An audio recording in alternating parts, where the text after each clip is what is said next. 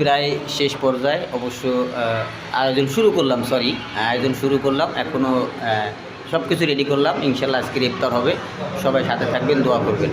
আজকে ইফতারের আয়োজন চলতেছে, আপাতত সব কিছু রেডি করা হলো আমাদের চ্যানেল 4-এর পক্ষ থেকে ইফতার পার্টি। ইনশাল্লাহ অবশ্যই সাথে থাকবেন, বিভিন্ন ধরনের তথ্য আপনাদের কাছে তুলে ধরব।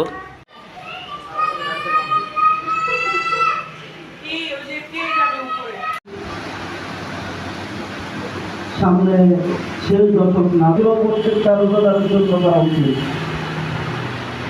রমজান মাসে কিছু কাজ আছে, যে কাজগুলো রমজান মাস আসলে সর্বপ্রথম আমল হলো পবিত্র রমজানের রোজা রাখা। রোজা কেন রাখবো? মানুষকে আল্লাহ ওয়ালা বানায়, মানুষকে ক্ষুধাবিদ বানায়। আল্লাহ তাআলা কুরআন আল্লাহ তাআলা বলেন, হে মুমিনেরা, তোমাদের উপরে রমজানের রোজা ফরজ। ফিদ দুনিয়া হাসানাতাও ওয়া ফিল আখিরাতি হাসানা ওয়া কিনা রাব্বায়ানি সগীরা রব্বিরহামহুমা কামা রাব্বায়ানি হুম্মা ইসিল ইসলাম ওয়াল মুসলিমিন